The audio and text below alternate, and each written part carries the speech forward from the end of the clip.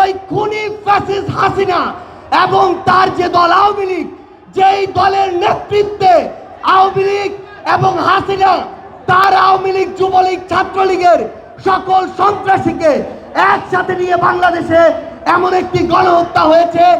আমরা তাদের সকল রাজনৈতিক কর্মকাণ্ড নিষিদ্ধের দাবিতে আজকে এই রণক্ষেত্র বগুড়ার মাটিতে দাঁড়িয়েছি।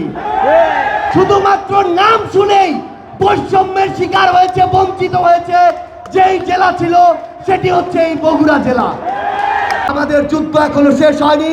আমরা বিশ্বাস করি সন্ত্রাসী আওয়ামী লীগের বিরুদ্ধে আমাদের এই যুদ্ধ অব্যাহত থাকবে এবং বগুড়া থেকে সেই যুদ্ধের নেতৃত্ব দেওয়া হবে।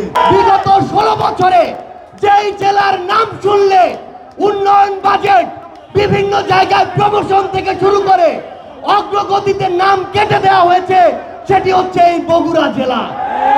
শুধুমাত্র নাম শুনেই বৈষম্যের শিকার হয়েছে, বঞ্চিত হয়েছে যেই জেলা ছিল সেটি হচ্ছে এই বগুড়া জেলা।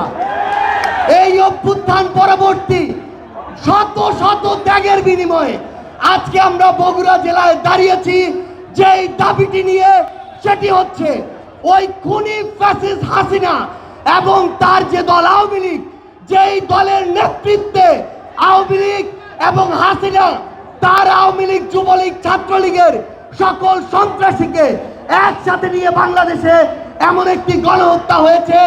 আমরা তাদের সকল রাজনৈতিক কর্মকাণ্ড নিষিদ্ধের দাবিতে আজকে এই রণক্ষেত্র বগুড়ার মাটিতে দাঁড়িয়েছি। আমরা স্পষ্ট করে একটি কথা বলতে চাই, এই আওয়ামী লীগ শুধুমাত্র 2009-এ পিলখানা হত্যাকাণ্ড ঘটায়নি। এই আওয়ামী লীগ শুধুমাত্র 13 সালে শাপলা চত্বরে হেফাজতের ওই মাহফিলে শত শত ভাই বোনকে হত্যা করেনি। বান্ডেল থাকলে প্রতি সেনমানিতে টাকা বাঁচবে। বিকাশ সেনমানি বান্ডেল কিনে জিতুন প্রতি লেনদেনে। এই আওয়ামী লীগ শুধুমাত্র এই 24 জুলাইয়ে হাজারের অধিক আমাদের ভাই বোনকে খুন করেনি, বরং এই আওয়ামী লীগ নির্বিচারে নামে বেনামে অসংখ্য মানুষকে গুম করেছে, খুন করেছে, হত্যা করেছে। আমরা আমাদের জায়গা থেকে স্পষ্ট করে বলি, এই খুনি হাসিনা এবং তার এই প্ল্যাটফর্ম, সন্ত্রাসী প্ল্যাটফর্ম আওয়ামী লীগ এই বাংলাদেশে কোন রাজনৈতিক কার্যক্রম করতে পারে না। এই আওয়ামী লীগ শুধুমাত্র রক্তের উপরে দাঁড়িয়েছিল, ব্যাপারটি এমন নয়। এই আওয়ামী লীগ পুরো বাংলাদেশে জেলার নাম ধরে, ব্যক্তির নাম ধরে, দলের নাম ধরে বৈষম্য করেছে। আপনারা যদি দেখেন, আপনার এই বগুড়া জেলা, যেই জেলায় একটি আন্তর্জাতিক ম্যাচ খেলার স্টেডিয়াম ছিল, সেই জেলা সেই স্টেডিয়ামকে বন্ধ করে দেওয়া হয়েছে। আপনারা যদি দেখেন, আপনাদের এই বগুড়া জেলায় একটি হাসপাতাল ছিল, যেটি দেশের প্রথম সারির একটি হসপিটাল হতে পারত, সেই হসপিটালটিকে দেশের চতুর্থ সারির হাসপাতাল বানানো হয়েছে। এই হসপিটালে উন্নত যন্ত্রপাতি তো দেওয়ার কথা, বরং এখান থেকে ফিরিয়ে নিয়ে যাওয়া হয়েছে। আপনার এই বগুড়া পুরো উত্তরবঙ্গের শুধু প্রবেশদ্বার নয়, বরং এই বগুড়া উত্তরবঙ্গের 3টি গুরুত্বপূর্ণ শহরের মধ্যে একটি। এই বগুড়ায় একটি বিমানবন্দর জনগণের জন্য হতে পারত, সেটিকে তারা কুক্ষিগত করে রেখেছে।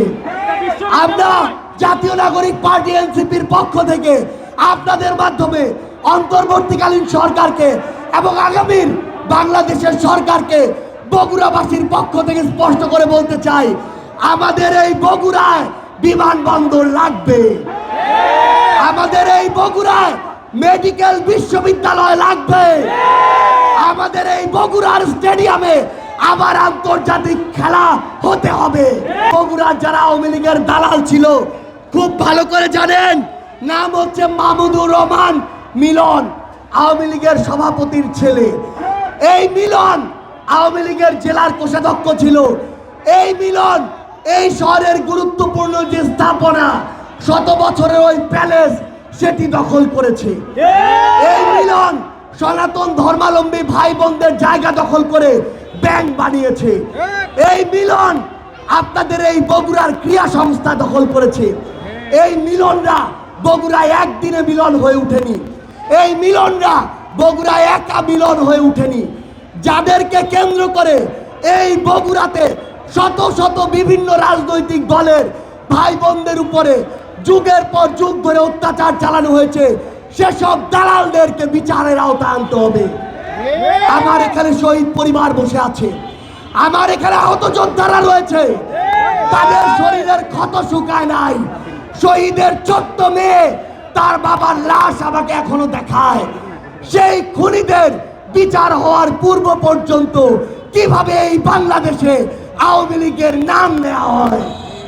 আমরা স্পষ্ট করে জাতীয় নাগরিক পার্টি এনসিপির পক্ষ থেকে, বাংলাদেশের ছাত্র জনতার পক্ষ থেকে, শহীদ পরিবারের পক্ষ থেকে, আহত যোদ্ধাদের পক্ষ থেকে পুরো বাংলাদেশকে বলতে চাই, এই খুনি সন্ত্রাসী সংগঠন আওয়ামী লীগ বাংলাদেশে তার কোনো রাজনৈতিক কার্যক্রম চালাতে পারে না।